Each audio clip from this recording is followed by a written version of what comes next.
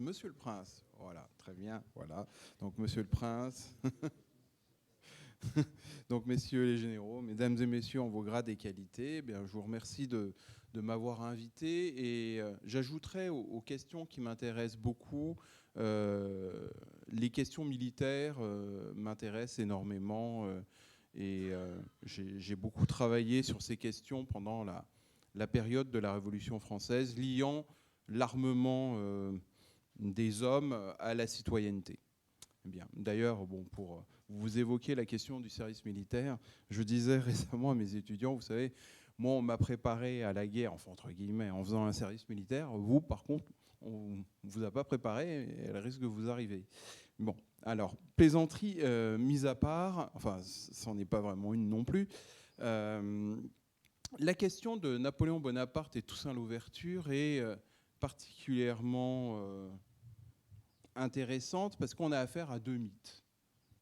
Deux mythes historiques qui ont été érigés en figures emblématiques, à la fois figures de la France d'un côté, et puis Toussaint Louverture, non seulement figure de Haïti, premier État noir dans le sens de premier État décolonisé noir, et première figure aussi importante on va dire, d'un monde noir ou d'un monde qui se sentirait donc une unité panafricaine. Il fait partie de ces héros panafricains. Alors, pour commencer mon intervention, je vais indiquer que Napoléon Bonaparte et Toussaint Louverture ne se sont jamais rencontrés. Mais ils ont échangé une correspondance, premièrement, et deuxièmement, les enfants de Toussaint Louverture ont rencontré Napoléon Bonaparte. Et donc, c'est évoqué ici. Alors, c'est juste avant le départ de l'expédition Leclerc. Donc, ça se passe en septembre-octobre 1801. Et ceci est rapporté par Isaac Louverture, le fils de Toussaint Louverture.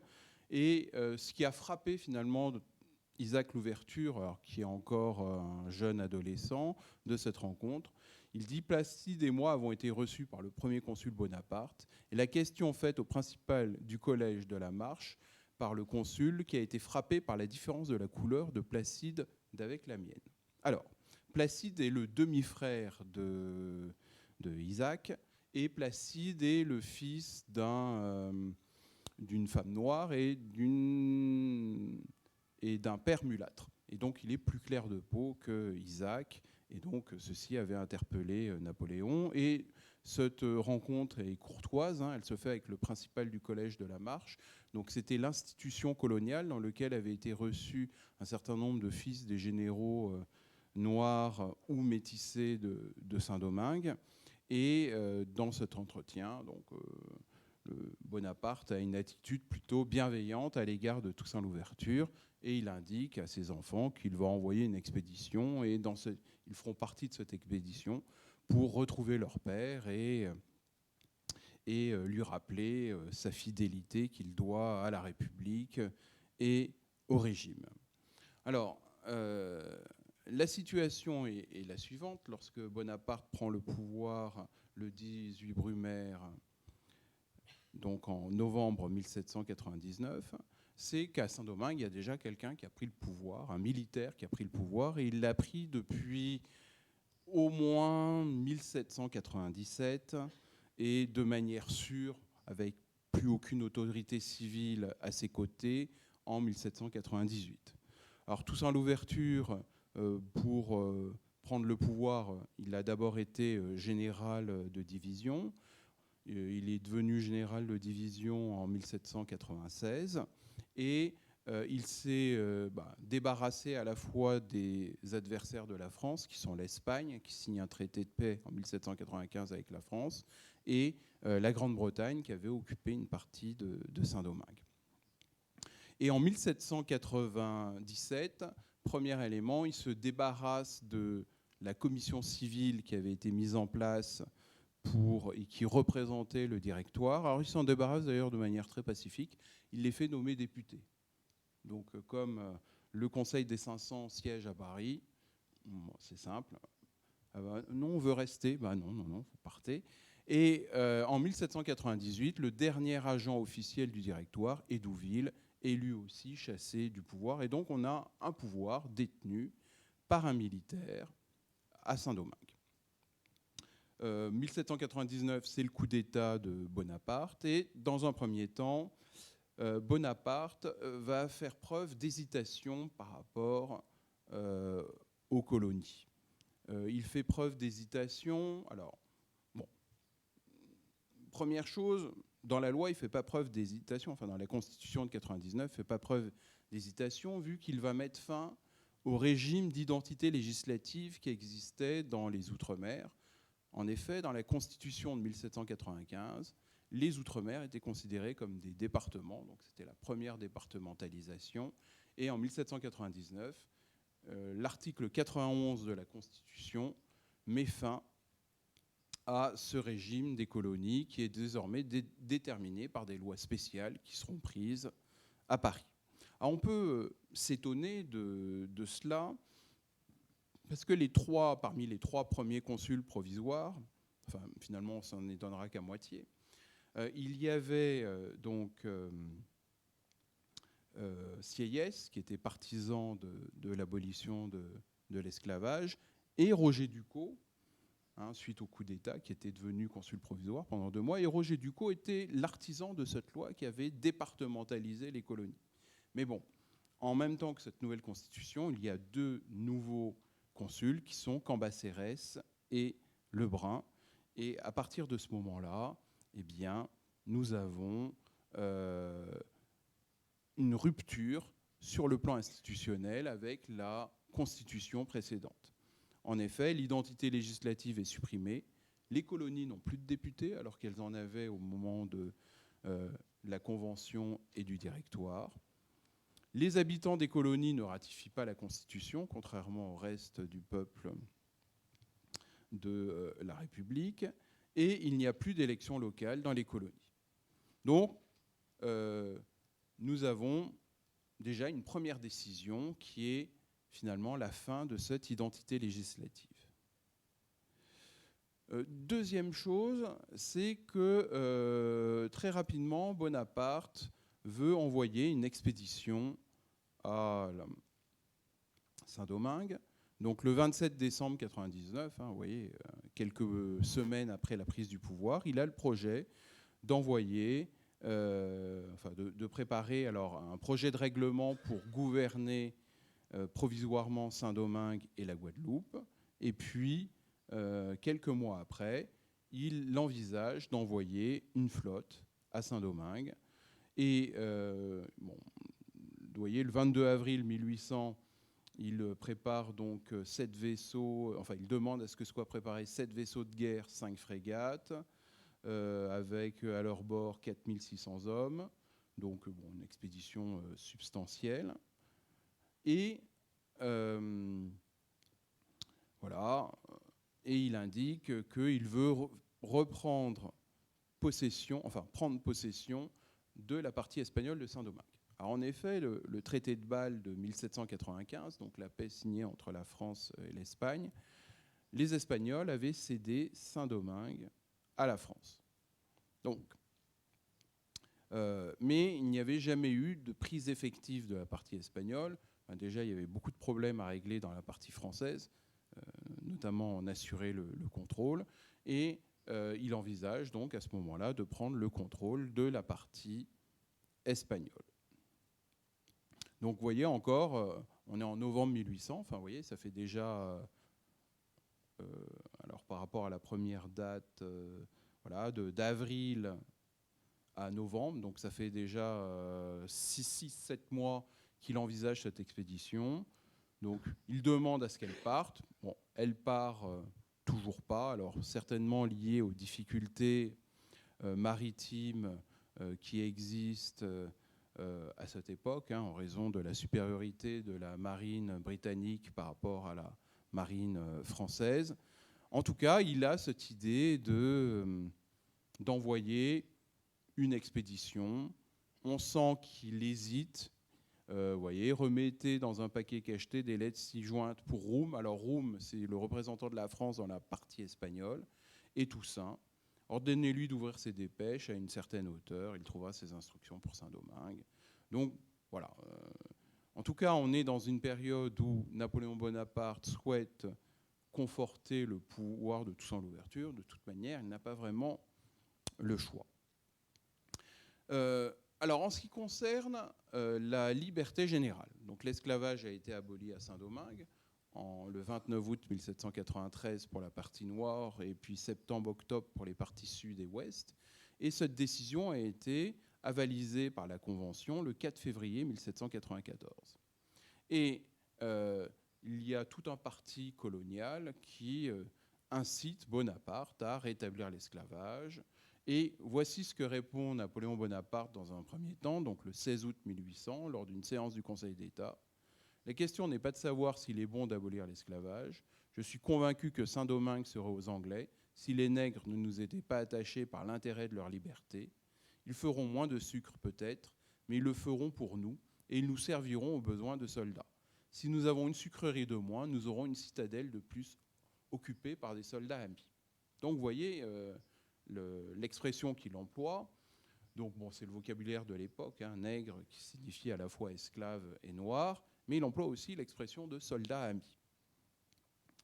Et donc dans ce premier temps, eh bien, finalement, Napoléon Bonaparte souhaite le maintien du statu quo de la liberté dans les colonies. Et il va donc plus loin, c'est qu'il va nommer Toussaint Louverture capitaine général de Saint-Domingue. Alors, on voit ces hésitations, notamment par rapport à ce document qu'on retrouve aux Archives nationales d'Outre-mer. Et dans ce document, si vous regardez bien, donc c'est un arrêté de nomination de Toussaint Louverture.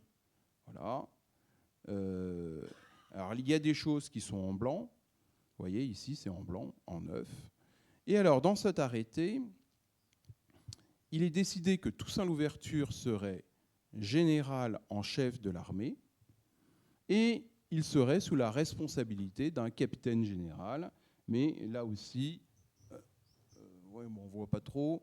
Vous voyez, le général, voilà, je sais ce que je vais faire, je vais agrandir. Voilà. Donc voilà, donc Paris en œuvre de la République. Donc là, vous voyez, c'est en blanc. République une et indivisible. Donc nomination au commandement de la partie de Saint-Domingue, ci-devant appelée partie française, sous les ordres du commandant général de toute l'île. Donc le premier consul, voilà, arrête ce qui suit. Le général Toussaint Louverture a été nommé au commandement de la partie de Saint-Domingue, ci-devant, sous les ordres du commandant général de toute l'île, le général. Et là, vous voyez, c'est en blanc. Bon. Donc ça, c'est... Alors on ne sait pas de quand... On sait que ce document date de l'an 9, mais comme il n'est pas daté, donc l'an 9, c'est quand même c'est 12 mois. Bon.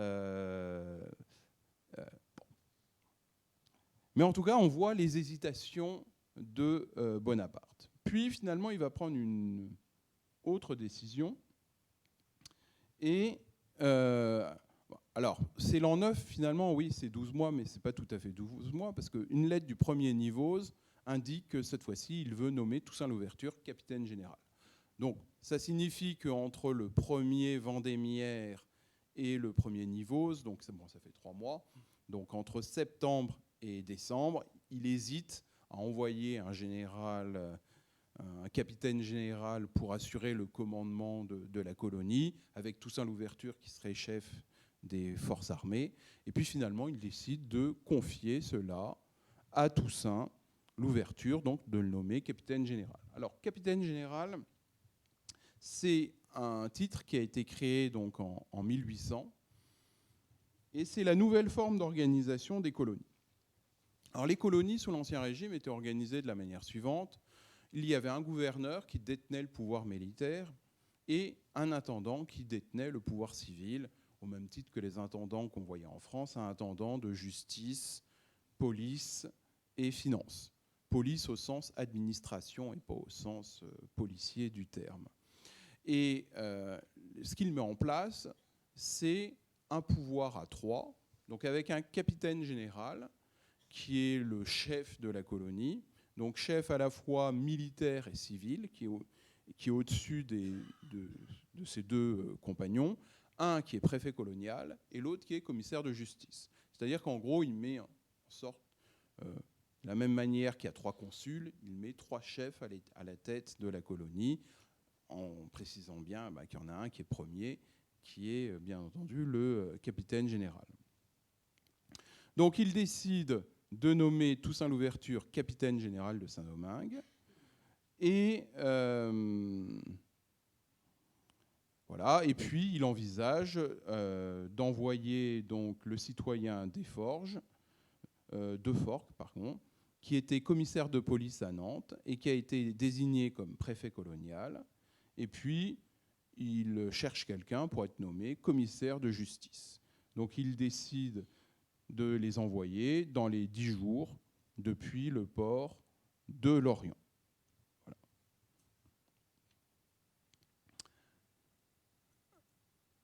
Alors, il envoie aussi quelqu'un dans la partie espagnole, donc c'est le général Combis, et il lui donne comme instruction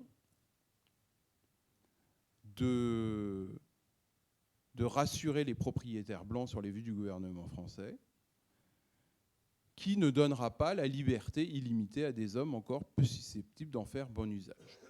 En effet, dans la partie espagnole, l'esclavage n'a pas été aboli.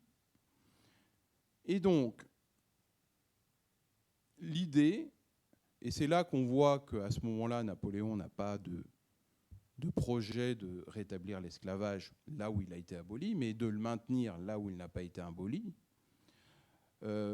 Donc l'intention du gouvernement étant de ne jamais réunir les deux parties sous un même et seul gouvernement, donc, ce qui expliquerait et permettrait donc le maintien de l'esclavage dans la partie espagnole. Voilà. Ainsi, comme il gouvernera la partie française avec et par les nègres, il gouvernera la partie espagnole avec les habitudes du pays. Donc on est vraiment dans une position de deux poids, deux mesures, c'est-à-dire gouverner avec les Noirs et avec l'abolition de l'esclavage la partie française, et gouverner avec l'esclavage et les Blancs de la partie espagnole, cette partie donc que vient de récupérer la France. Alors il indique aussi à ce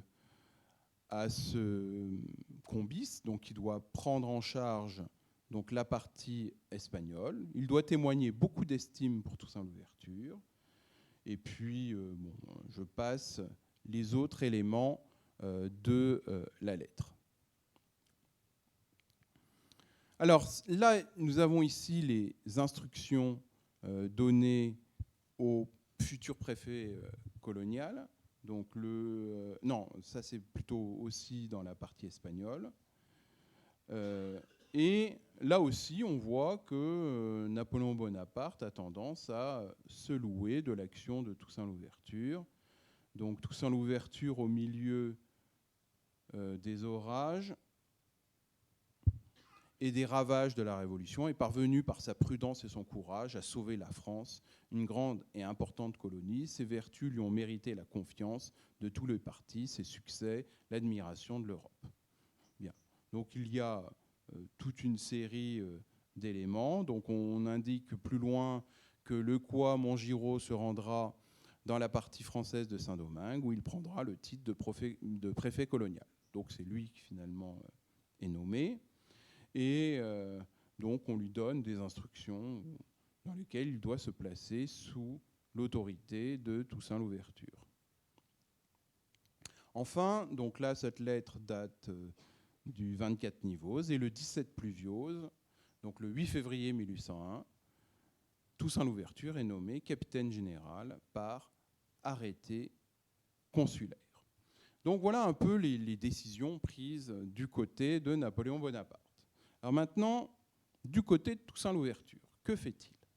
Donc Toussaint Louverture, pendant cette période, il va d'abord mener une guerre entre 1799 et 1800 à Rigaud. Alors Rigaud, c'est un général de brigade qui a pris le contrôle du sud de Saint-Domingue. Alors pour comprendre la situation, Toussaint Louverture avait pris le contrôle du nord de Saint-Domingue pendant que le centre était occupé par les Britanniques. Et donc dans le sud, il y avait un général mulâtre, donc enfant de noir et de blanc, qui avait pris le pouvoir. Et lorsque la partie centrale a été évacuée par les Britanniques, finalement, ces deux généraux, qui tous reconnus par la République française, se sont retrouvés confrontés l'un à l'autre. Et en juillet 1799, donc Toussaint Louverture attaque Rigaud. Donc on a affaire à une véritable guerre civile, particulièrement sanglante, dans laquelle Toussaint Louverture finit par remporter la victoire. Et il remporte la victoire parce qu'il reçoit notamment le soutien des États-Unis, qui vont même faire le blocus de la partie dominée par Rigaud, qui vont fournir des armes à Toussaint Louverture. Il reçoit aussi le soutien des Britanniques, parce qu'en 1798, Toussaint Louverture a signé un traité d'évacuation par les Britanniques de Saint-Domingue. Alors d'ailleurs, on peut rapprocher ce fait de ce que a réalisé Bonaparte, où pendant la campagne d'Italie, finalement, il a quand même négocié indépendamment du pouvoir et des envoyés diplomatiques du Directoire. Mais Toussaint Louverture fait exactement la même chose à Saint-Domingue. Donc, 8 février 1801, Toussaint Louverture est capitaine général de Saint-Domingue. Et Toussaint Louverture, donc une fois qu'il a fini cette guerre avec Rigaud, qu'il remporte, donc Rigaud s'enfuit avec les débris de son armée et se réfugie en France. Toussaint Louverture écrit des lettres à Bonaparte. Mais alors, lorsqu'on regarde ces lettres, par exemple, on a la lettre du 23 Pluviose en 9, du 12 février 1801. Bien alors, ces lettres, on a l'impression, à lire ces lettres, qu'il ne se rend pas compte de la nature du nouveau pouvoir qui est en place à Paris. Alors, sa lettre, il demande l'approbation de promotion militaire. Donc, Moïse et Dessalines, qui étaient généraux de brigade, ils demandent à ce qu'ils deviennent généraux de division. Des chefs de brigade, ils demandent à ce qu'ils deviennent généraux de brigade. Et il annonce la prise de possession de Santo Domingo. Il se plaint que les colons espagnols sont partis avec 6000 Noirs de Santo Domingo et que il est quand même obligé d'employer un peu la force. Et puis il signe, en s'adressant à Napoléon Bonaparte, salut et profond respect. Mais cette lettre, finalement, lorsqu'on la compare aux lettres qu'il envoyait au directeur, c'est exactement de la même teneur. Il n'y a pas ni de flatterie, ni de caractère obséquieux dans cette lettre. Et ça donne le sentiment qu'il pense que, finalement, le pouvoir de Bonaparte est peut-être semblable au pouvoir de ses prédécesseurs. Et la deuxième chose, c'est que Toussaint Louverture est tout à fait conscient que tant que la France est en guerre avec les autres puissances européennes, il est assez tranquille. Il l'avait déjà déclaré en 1797.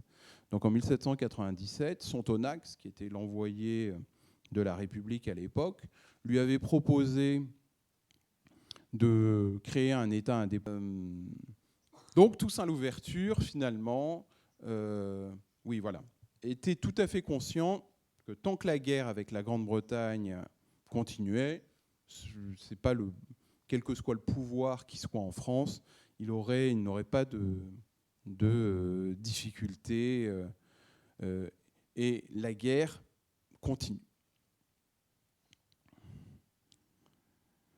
Alors, donc là, vous voyez une lettre qui est adressée toutes ces lettres sont issues de la correspondance de Napoléon.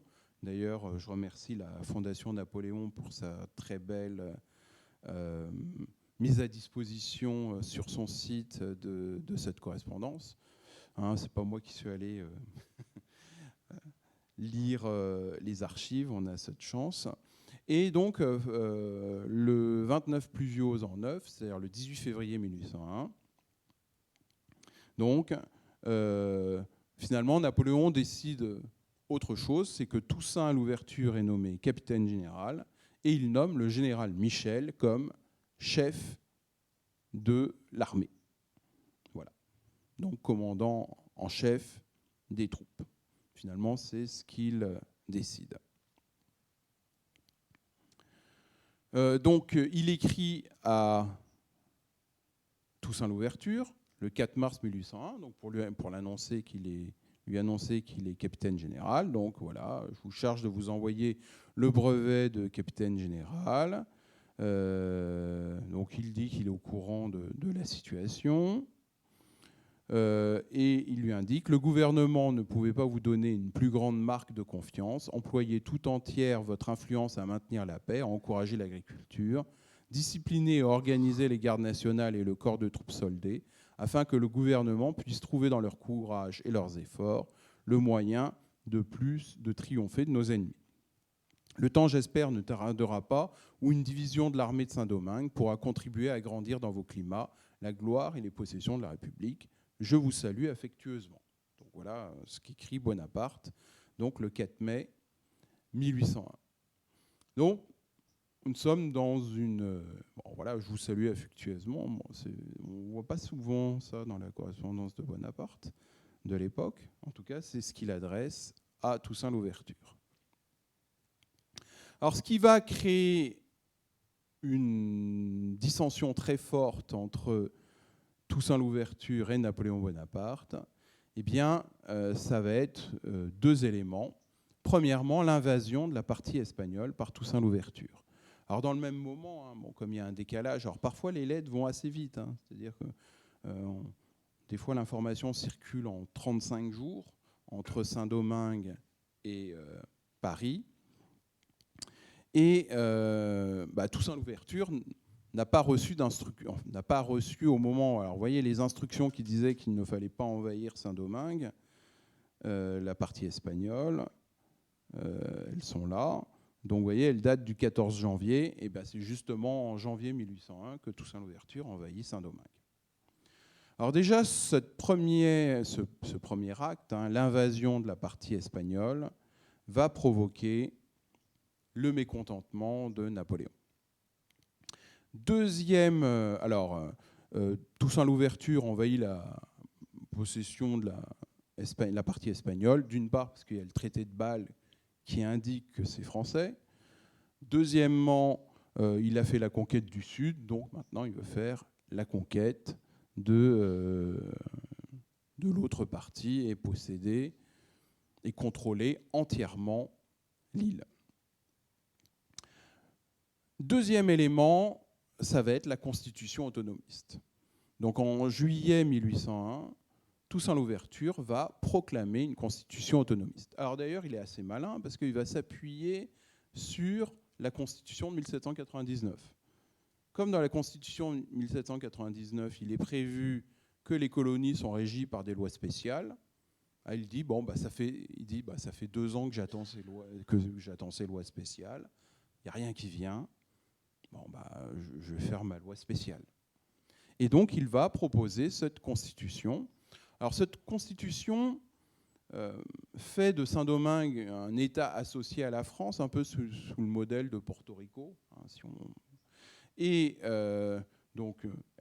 Saint-Domingue fait partie intégrante de la République française, mais elle est dotée d'institutions, et dans ces institutions, il y a donc Toussaint Louverture, qui est nommé gouverneur général à vie, et qui nomme à tous les emplois publics et militaires. Alors, il nomme par exemple les responsables des municipalités, et ces responsables des municipalités sont électeurs d'une assemblée centrale qui a le pouvoir législatif. C'est-à-dire qu'en gros, il nomme les personnes qui vont élire les personnes qui détiennent le pouvoir législatif. Donc il se dote énormément de pouvoir dans cette constitution. Et cette constitution est apportée à Napoléon Bonaparte et cela provoque une immense colère chez lui. Alors, entre-temps, donc, il reçoit donc, les enfants de Toussaint Louverture, parce qu'il prépare donc cette expédition. Et cette expédition est possible, car le 1er octobre 1801, les préliminaires de paix ont été signés avec les Britanniques. Et donc, nous avons ici des éléments pour la préparation de l'expédition. Alors, le motif, voilà, c'est faire respecter dans Saint-Domingue les droits de la métropole. Donc, il prévoit donc, la réunion de troupes importantes et il prévoit que toutes ces expéditions se feront secrètement, comme si nous étions en temps de guerre.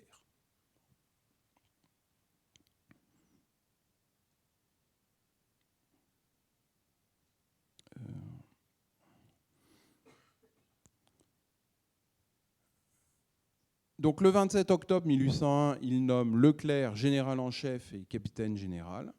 Et puis il nomme les généraux de division, Rochambeau, Boudet, Desfourneaux et Quentin, et les généraux de brigade voilà, qui sont cités là, pour aller à Saint-Domingue.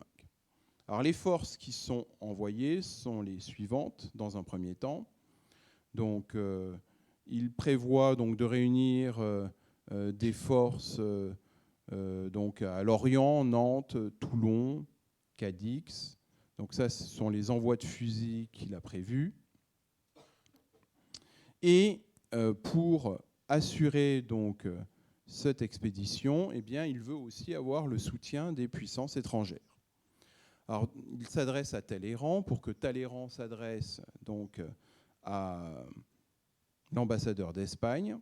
Donc, vous écrirez par la même occasion une lettre à M. Sévalos pour lui annoncer que je fais partir une armée pour soumettre les Noirs rebelles à Saint-Domingue, que 5 vaisseaux et 2 frégates espagnoles de l'escadre de Brest ayant des troupes à bord pour l'expédition qui avait été convenue avant la paix partent avec l'escadre française. Donc, c'est une escadre qui va comporter aussi des navires espagnols. Je désire qu'il expédie une frégate qui pourrait partir avec le convoi de Cadix qui se rend à la même destination. Elle porterait à cette escadre les ordres du roi.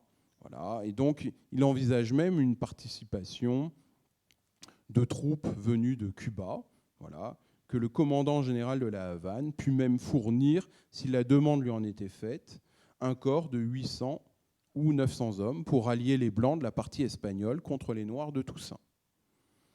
Donc, il envisage cette expédition avec le soutien des puissances européennes. Alors là, c'est l'Espagne. Vous allez voir tout à l'heure ce qu'il demande à la Grande-Bretagne.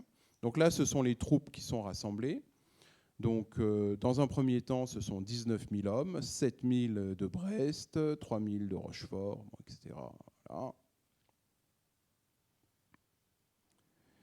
Et il énonce son plan. Donc, son plan se fait en 3 époques pour l'expédition. Donc, la première époque, c'est les 15 et 20 premiers jours où l'expédition arrive à Saint-Domingue. Il s'agit d'occuper les places, d'organiser les gardes nationales, de tranquilliser les gens bien intentionnés. Une seconde époque est celle où les 2 armées préparées, on poursuivrait les rebelles à toute outrance, on les dénicherait d'abord de la partie française et successivement de la partie espagnole. Enfin, la troisième époque est celle où Toussaint, Moïse et Dessalines n'existeront plus et où 3 à 4 000 Noirs retirés dans les mornes de la partie espagnole formeraient ce que l'on appelle dans les îles des Marrons et que l'on parviendra à détruire avec le temps, la constance et un système d'attaque bien combiné. Donc ici, l'idée qui est développée, c'est de prendre rapidement le contrôle des ports de Saint-Domingue, d'essayer de rallier un nombre important d'officiers de Toussaint Louverture au corps expéditionnaire, éventuellement une deuxième époque qui verrait l'affrontement des 2 armées, et il prévoit une troisième époque où Toussaint Louverture étant vaincu, les débris de son armée mènerait des combats de guérilla. Alors voilà comment il envisage la participation des autres Européens. Donc les Espagnols, les Anglais et les Américains voient également avec peine la République noire. Alors c'est intéressant, c'est la première fois que le terme de République noire est employé. L'amiral et le capitaine général écriront des circulaires aux établissements voisins pour leur faire connaître le but du gouvernement, l'avantage commun pour les Européens de détruire cette rébellion de Noirs et l'espérance d'être secondé. Donc il espère le soutien des Espagnols, des Anglais, des Américains. Si l'on en a besoin, on doit demander en Amérique, dans les îles espagnoles et même à la Jamaïque, colonie britannique, des vivres. On doit demander à La Havane, si on en avait besoin, 1 millier d'hommes pour aider à occuper la partie espagnole.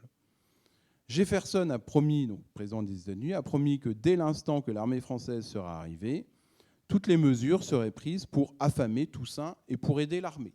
Donc là aussi, mesures pour que les Américains ne ravitaillent plus l'armée de Toussaint en munitions et en vivres, tels qu'ils le faisaient auparavant.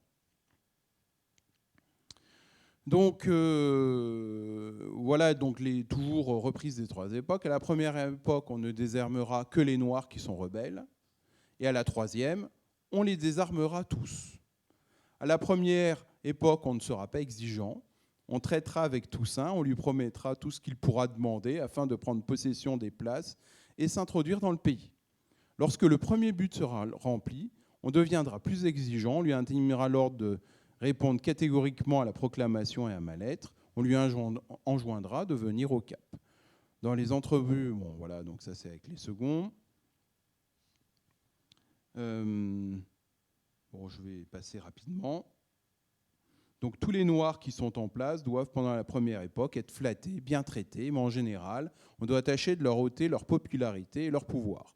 Toussaint, Moïse et Dessalines doivent être bien traités pendant la première époque et renvoyés en France à la dernière époque en arrestation ou dans leur grade, selon la conduite qu'ils tiendront à la seconde. Voilà. Donc, si la première époque dure 15-20 jours, enfin plus de 15-20 jours, dure 15-20 jours, il n'y a pas d'inconvénient. Si elle dure davantage, on serait dupe. En effet, ce plan ne peut être exécuté que si ces périodes sont plutôt rapides.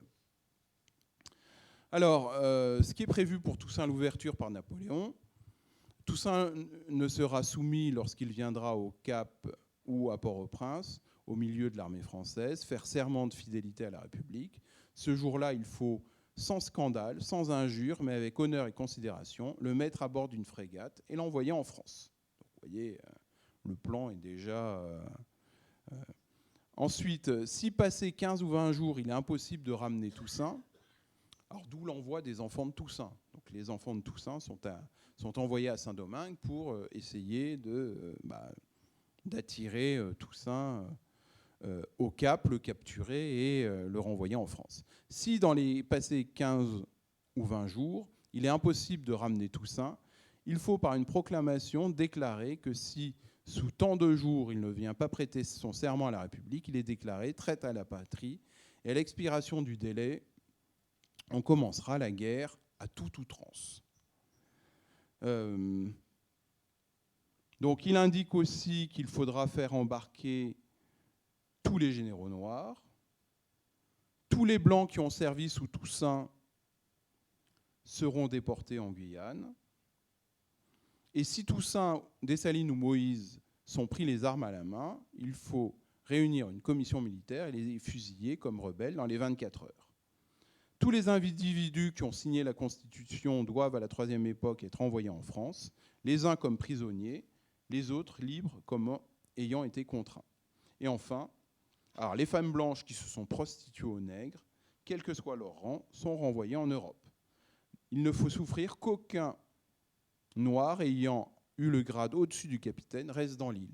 Donc l'idée, c'est de déporter tous les officiers donc supérieurs, du grade de chef de bataillon jusqu'aux généraux, en métropole, et de ne laisser à Saint-Domingue que les soldats qui ont été fidèles donc,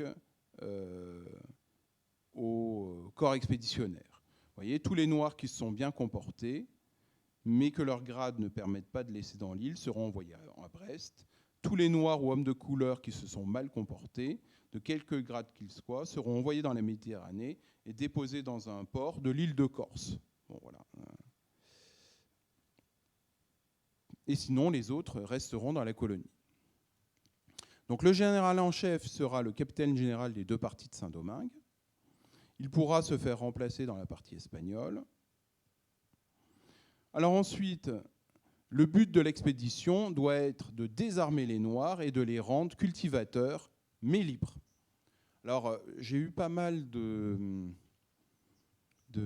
débats avec Yves Benoît et Marcel Dorigny à ce sujet, parce qu'eux pensaient que les instructions secrètes de Leclerc, c'était de rétablir l'esclavage. Donc là, vous allez admettre que ce sont quand même des instructions secrètes. Des instructions dans lesquelles on dit pendant 15 jours vous flattez l'ennemi, puis après, dès que vous pouvez lui mettre la main dessus, vous le déportez dans un navire. Eh bien, dans ces instructions secrètes-là, il indique que les cultivateurs resteront libres. Cependant, alors c'est pour la partie française, on doit dans la partie espagnole les désarmer également, mais les remettre en esclavage. Donc là, nous avons la position de Napoléon Bonaparte pour Saint-Domingue à ce moment-là. Avec la troisième époque et la proclamation qui déclare enfin l'île Saint-Domingue restituée à la République, on rendra à tous les propriétaires qui sont en France et qui n'ont jamais émigré leur propriété. Alors, quant aux propriétaires émigrés, eh bien, ils devront rentrer à Paris et il sera statué si, oui ou non, ils peuvent rentrer, prendre possession de leurs biens à Saint-Domingue. En effet, à Saint-Domingue, la plupart des grands propriétaires s'étaient enfuis à la suite de la révolte des esclaves, et certains avaient épousé la cause des Britanniques, et par conséquent, ils sont considérés comme émigrés et leurs biens avaient été confisqués. Toutes donations faites par Toussaint Louverture sont nulles, mais cette déclaration ne doit avoir lieu que pendant le cours de la troisième époque, c'est-à-dire quand Toussaint Louverture sera déporté. Donc voilà quelle est la situation et les instructions que donne Napoléon Bonaparte à Leclerc. Alors, donc nous sommes ici, alors si mes souvenirs sont bons, donc en octobre 1801, et un mois plus tard, le 22 novembre 1801, Napoléon continue d'avoir la même position. À Saint-Domingue et à la Guadeloupe, il n'y a plus d'esclaves, tout y est libre, tout y restera libre. Et là où l'esclavage a été conservé, à la Martinique a conservé l'esclavage, et l'esclavage y sera conservé. Il en a trop coûté à l'humanité pour tenter encore dans cette partie une révolution nouvelle. Donc, là où l'esclavage a été maintenu, eh bien, l'esclavage sera maintenu. Alors d'ailleurs, l'expression qu'il emploie ici, ces colonies si importantes sont rassurées, elles ne craignent plus que la métropole, en donnant la liberté aux Noirs, ne constitue l'esclavage des Blancs. Donc voilà des propos qui sont tenus donc, le 22 novembre 1801 devant le corps législatif.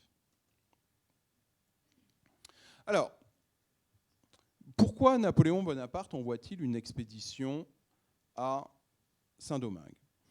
Alors on le voit d'ailleurs, il se pose encore, l'expédition est prête, mais on voit qu'il a hésité entre deux options.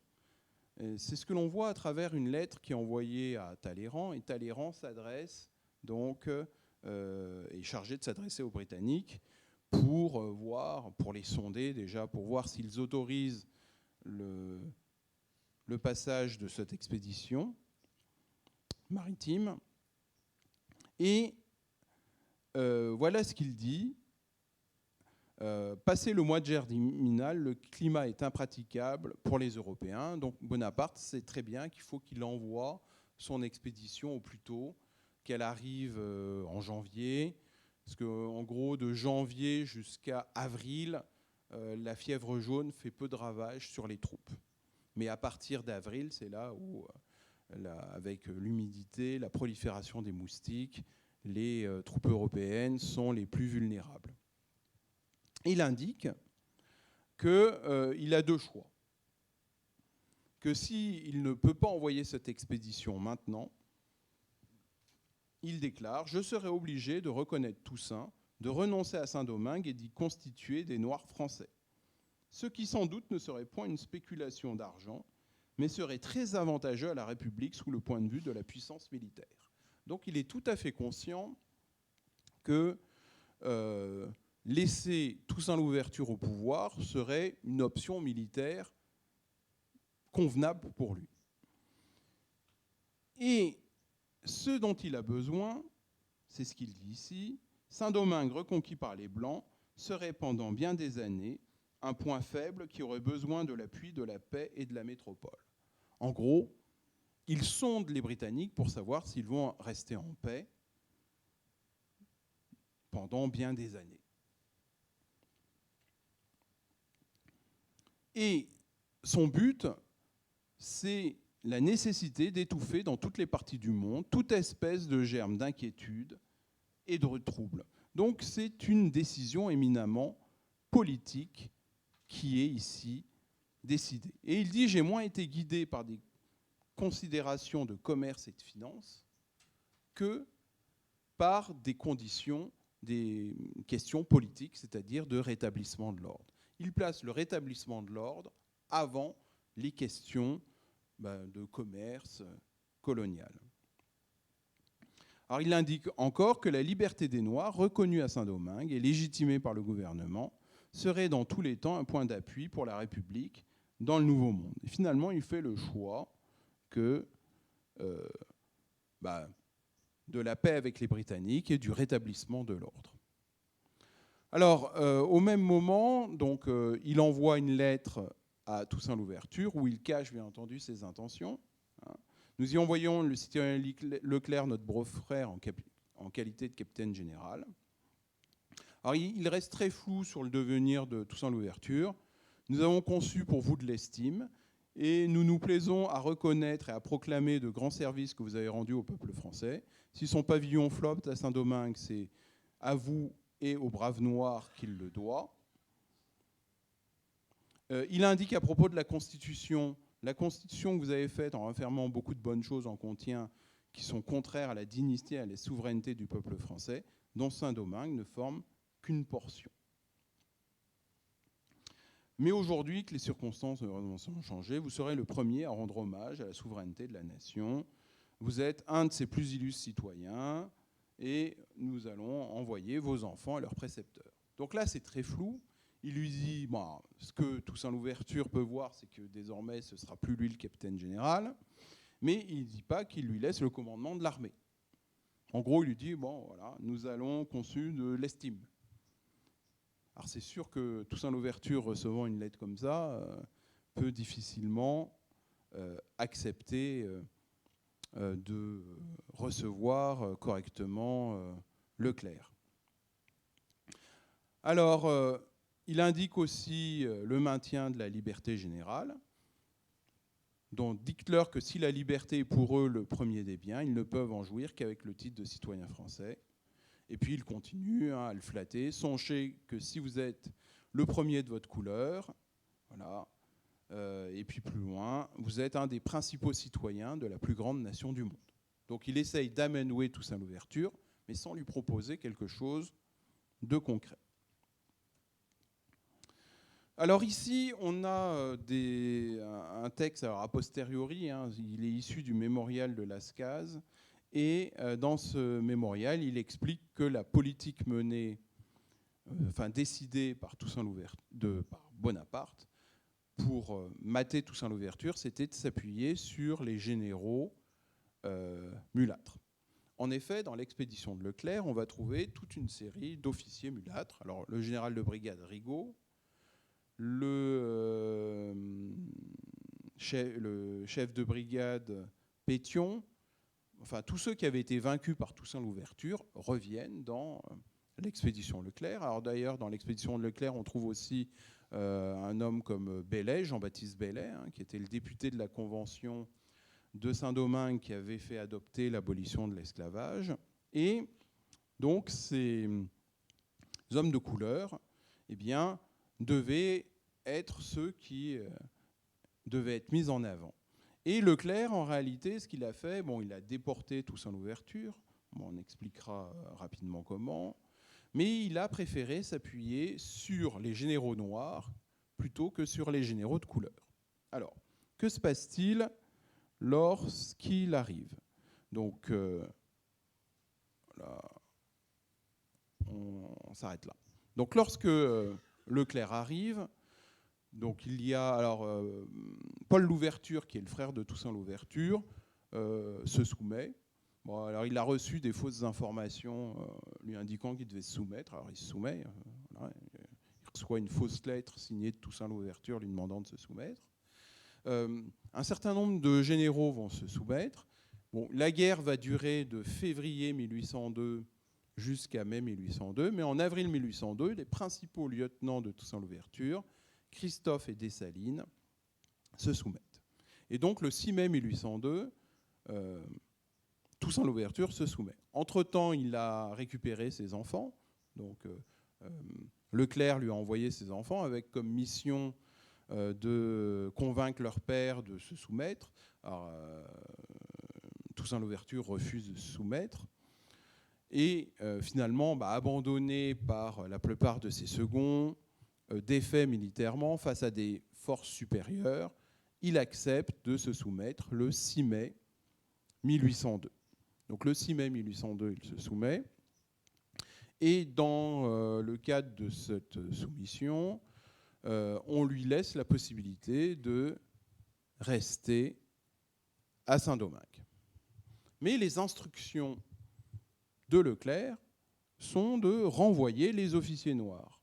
Alors voilà ce que dit Bonaparte, donc le 16 mars 1802. Suivez exactement vos instructions et dès l'instant que vous serez défait de Toussaint, Christophe, Dessalines et des principaux brigands et que les masses de noirs seront désarmées, renvoyez sur le continent tous les noirs et hommes de couleur qui auraient pu jouer un rôle dans les troubles civils. Donc il a ces instructions-là. Et donc Leclerc va obéir à ces instructions. Mais dans un premier temps, le premier qui déporte finalement, ça va être le général Rigaud. Alors pourquoi ? Parce que le général Rigaud, lorsqu'il revient, il veut se venger. Il veut récupérer ses propriétés dans le sud, donc il entre en discorde avec le général Laplume, un des seconds de Toussaint Louverture qui s'est rallié à Leclerc, et finalement Leclerc va trancher en renvoyant Rigaud en France.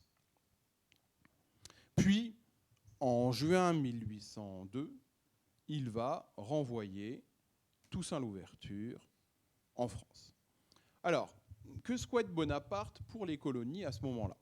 Donc à ce moment-là, nous sommes donc, voyez, en Ventose, Floréal, enfin en mars 1802. Vos lettres du 20 Pluviose nous sont arrivées le 23 Ventose. Donc là, la lettre, elle a mis 33 jours. C'est rapide quand même, pour faire Saint-Domingue, Brest, Paris. Parce qu'il faut que ça arrive à Paris. C'est rapide. Et la France entière a vu avec vif plaisir les commencements des succès qui nous présagent le retour de Saint-Domingue à la métropole. Alors, que souhaite faire Bonaparte ? Bien, voilà ce qu'il écrit donc à Cambacérès, le 7 Floréal en 10. Donc, il envisage ceci. Il me semble que sous le rapport des règlements à faire pour les Noirs, les colonies doivent être divisées en deux classes.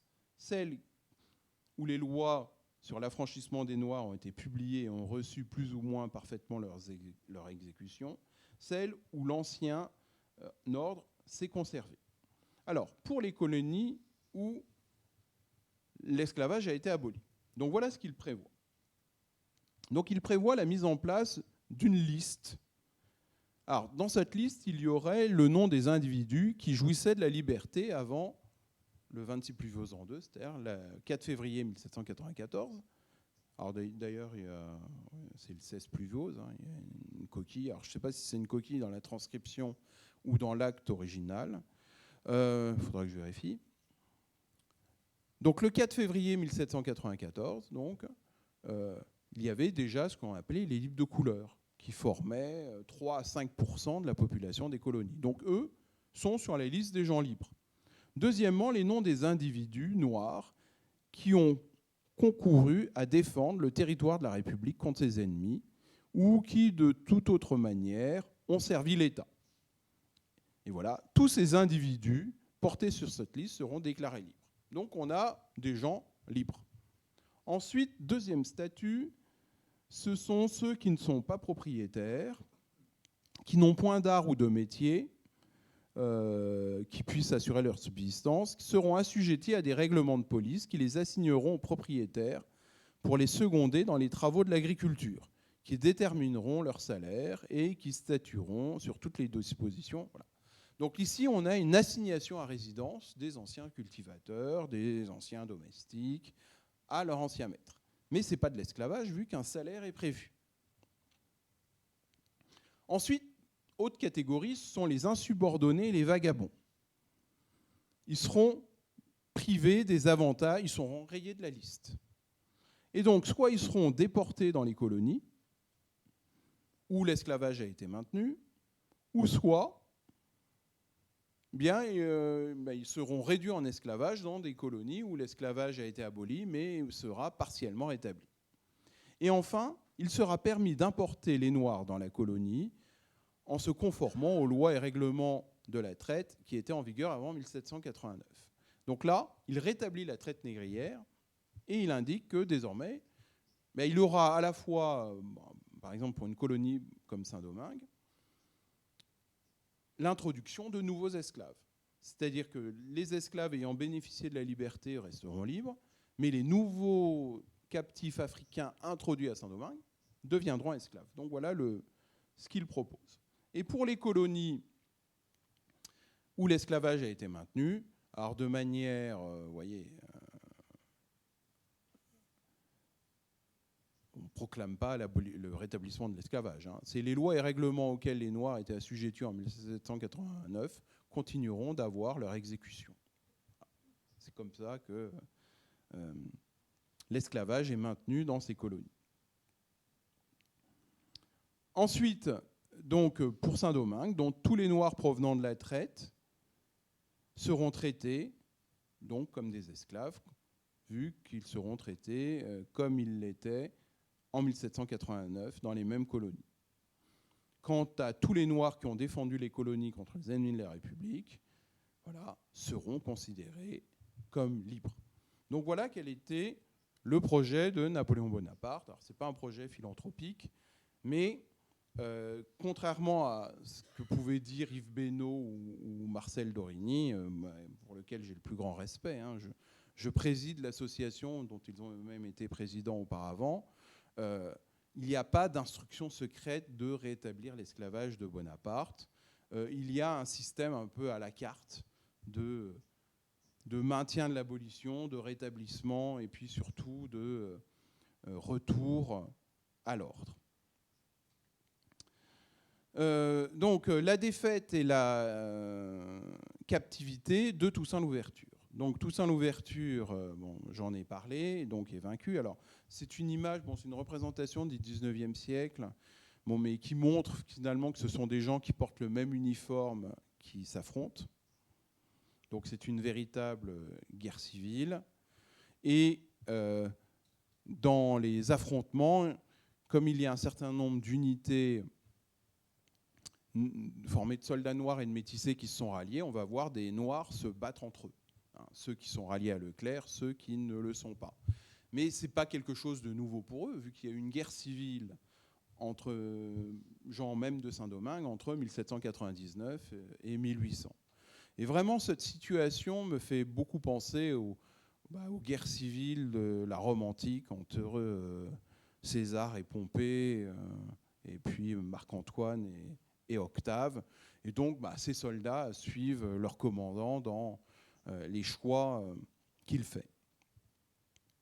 Alors, les raisons de la défaite de Toussaint Louverture, ces raisons sont principalement liées au fait qu'il a eu un grand nombre de défections, premièrement. Deuxièmement, il n'a pas fait le choix, alors bien que c'était son intention, mais il n'a pas pu mettre à exécution cette idée, une tactique de terre brûlée, une tactique de guérilla. Il s'est plus appuyé sur ses forces régulières plutôt que de soulever les cultivateurs. Et d'ailleurs, il y avait une forte défiance des cultivateurs vis-à-vis de Toussaint Louverture, car Toussaint Louverture voulait maintenir l'économie de plantation et avait mis en place des règlements de culture particulièrement sévères. Et donc, il n'a pas été suivi par les masses de cultivateurs dans la lutte contre le corps expéditionnaire de Leclerc. Donc Toussaint Louverture va être déporté. Donc il est déporté le 7 juin 1802. Alors, bon, il ne s'y attend pas, hein, mais ça correspondait au plan initialement prévu par Napoléon Bonaparte. Donc il est invité par un des seconds du général Leclerc à déjeuner. Il s'y rend, puis là, il est saisi, et puis il est mis à bord d'un navire, le Hérault, et il est donc transporté à... ah oui, alors attendez, j'ai passé un petit... je suis allé trop vite. Donc ici, c'est le moment où Toussaint Louverture s'est rallié, et il y a un arrêté qui va être pris par le général Leclerc. Donc, Toussaint Louverture avait été mis hors la loi. Hein, les dispositions de l'article 1er de l'arrêté qui mettait le général Toussaint Louverture hors la loi sont rapportées. En conséquence, il a ordonné à tous les citoyens militaires de regarder cet article comme nul et non avenu. Donc, ça, c'est la période entre le 6 mai et le 7 juin 1802. Et puis, ça va être donc la déportation de Toussaint Louverture en France. Napoléon insiste encore une fois le 1er juillet 1802, à 3 reprises dans une lettre écrite à Leclerc. Donc il lui dit les troupes qui vont être annoncées vont partir. J'espère que vous nous aurez envoyé ici tous les généraux noirs. Sans cela, nous n'aurions rien fait. Et une immense et belle colonie serait toujours sur un volcan et n'inspirait de confiance ni aux capitalistes, ni aux colons, ni au commerce. Alors il le répète une deuxième fois, dès l'instant que les Noirs seront désarmés, les principaux généraux envoyés en France, vous aurez plus fait pour le commerce et pour la civilisation de l'Europe que l'on a fait dans les campagnes les plus brillantes. Et puis, cette phrase de conclusion, défaites-nous de ces Africains dorés, il ne nous restera plus rien à désirer. Donc ces Africains dorés, c'est les galons, hein, ce sont ces Noirs donc, qui ont des galons dorés d'officiers. Et on voit l'insistance de Napoléon Bonaparte pour comment dire, la déportation de ces soldats, de ces officiers de couleur, des officiers noirs d'ailleurs. Donc lettre du préfet maritime de Brest au ministre de la Marine et des Colonies, donc nous sommes le 9 juillet 1802, et le préfet maritime de Brest indique: le citoyen Toussaint Louverture est consigné à bord du Hérault, donc un navire. 30 soldats et un lieutenant sont embarqués à l'effet de le surveiller. Il est défendu de le laisser aborder, les curieux de le voir.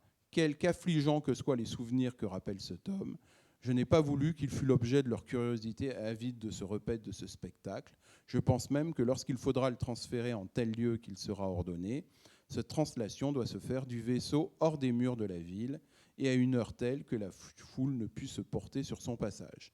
Il y a avec lui sa femme, 3 enfants et des nègres et négresses domestiques. Donc Toussaint Louverture donc, est parti le 7 juin de Saint-Domingue. Il arrive le 9 juillet, donc voilà, un peu plus d'1 mois. Et là, le préfet maritime ne l'expose pas comme un trophée, au contraire, il veut que son transfert se fasse discrètement. Et encore une fois, donc 22 juillet, Napoléon Bonaparte demande l'arrivée de Christophe et Dessalines. L'arrivée de Toussaint vous a été extrêmement honorable. Il veut que tous les généraux noirs soient déportés. Hein, ouais, il le répète un certain nombre de fois. Donc, Les ordres concernant Toussaint Louverture, donc le 26 juillet 1802, c'est de détenir Toussaint au château de Brest jusqu'à nouvel ordre, d'envoyer Placide Louverture, son fils, à Belle-Île, et Suzanne et les deux plus jeunes fils à Bayonne. Sauf que le commandant de la place de Brest dit qu'il n'y a pas de place, et donc il est décidé, le 16 Terminor en 10, d'envoyer Toussaint Louverture au fort de Joux. Alors, pourquoi le fort de Joux? Alors, le fort de Joux, c'est dans le Doubs, c'est dans les hauteurs de Besançon. Alors, certains aujourd'hui diraient « Ah oui, parce que c'est très froid ». Bon. La raison, c'est surtout parce que c'est éloigné de la mer. Et Leclerc disait « Ben voilà, je vous confie Toussaint Louverture, il ne faut surtout pas qu'il revienne à Saint-Domingue. Et le mieux, c'est de le placer dans une prison bien surveillée, le plus éloigné de la mer. Et quand vous êtes en France, le plus éloigné à la fois de la Méditerranée, de la Manche et de l'Atlantique, c'est le massif du Jura. Donc, d'où le fort de Joux. Non, mais c'est bien de dire ça, parce qu'il y a des fois certains fantasmes sur... Alors, lettre du préfet maritime de Brest, on pourrait fantasmer aussi pourquoi il veut envoyer les officiers de couleur en Corse. On peut imaginer plein de choses. Bon. Alors, lettre du préfet maritime de Brest. Finalement, le 13 août 1802, Toussaint Louverture est débarqué du navire Le Hérault et par une chaloupe, il atteint Landerneau et puis au secret, donc il va être transféré au fort de Joux. Alors, Toussaint Louverture, enfermé au fort de Joux, il va entretenir une correspondance avec Toussaint Louverture. Et d'ailleurs, Napoléon Bonaparte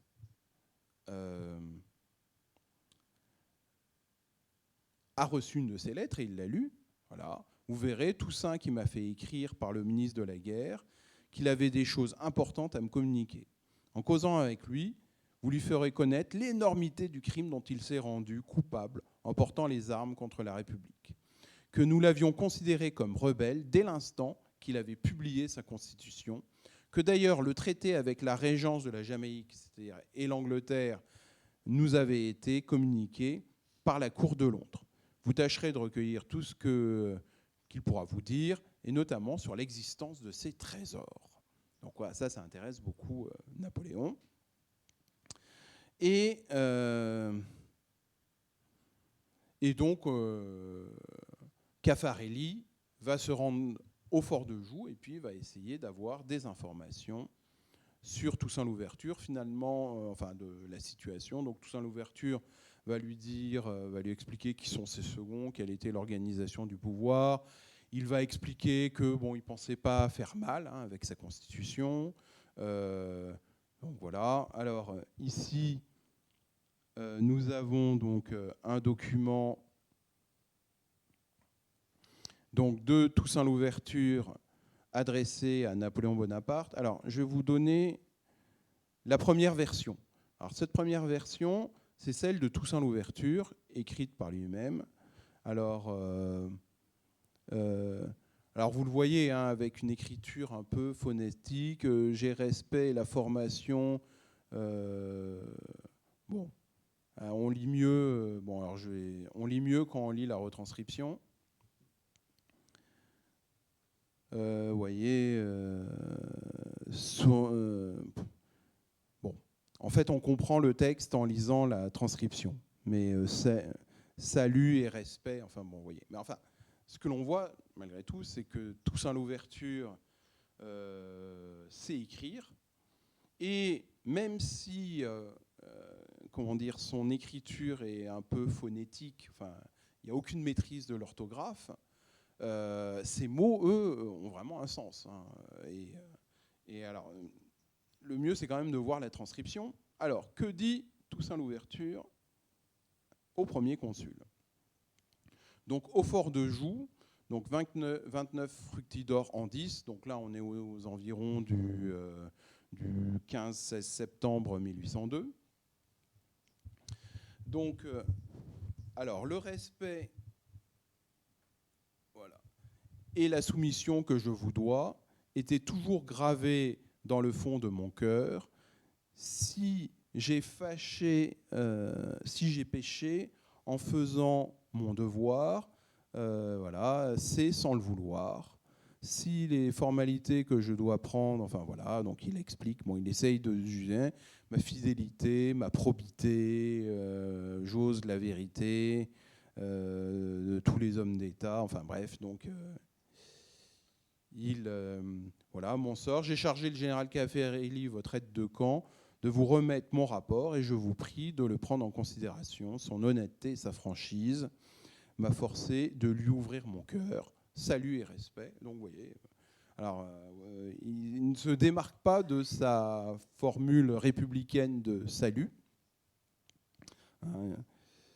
Donc là, c'est le texte original. Hein, donc, vous voyez, bah, salut et respect. Voilà, c'est écrit comme ça. Voilà. Voilà. Ouvrir mon cœur, vous voyez, ou plus loin, ouvrir mon cœur.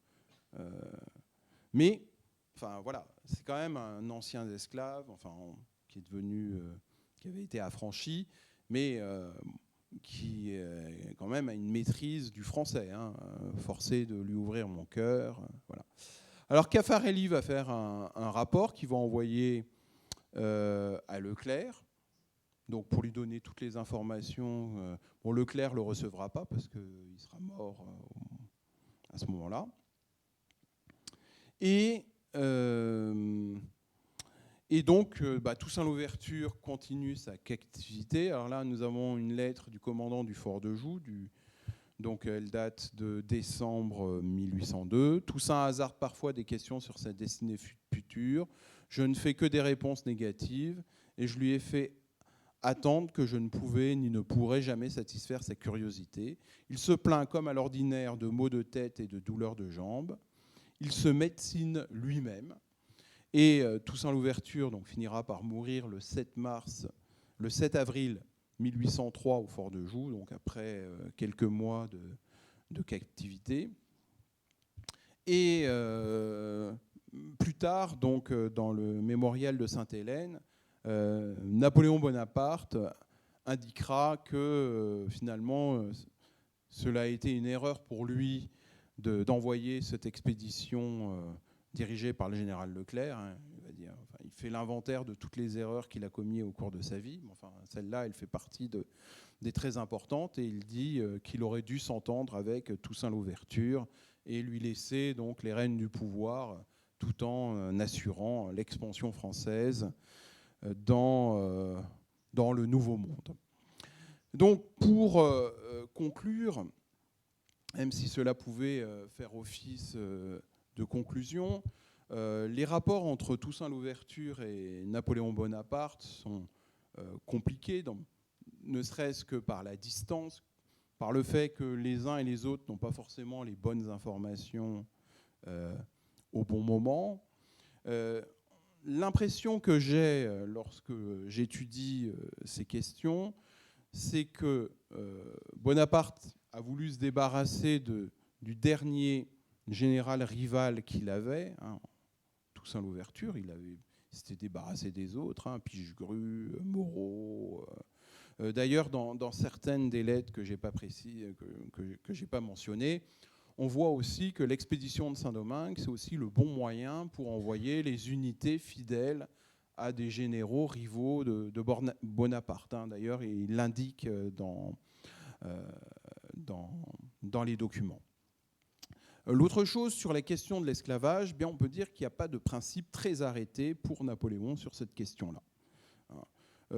Contrairement à Thierry Lentz, qui expliquait que le rétablissement de l'esclavage était pour des raisons économiques, Napoléon Bonaparte dit l'inverse. C'est-à-dire que lui, il ne se préoccupe pas d'économie, il se préoccupe en gros de son pouvoir, de la légitimité du pouvoir et du respect de l'ordre qu'il a mis en place. Et il semblerait que ce soit vraiment ce qui a été mis en premier dans sa volonté, c'est-à-dire ce désir de rétablir l'ordre avant tout.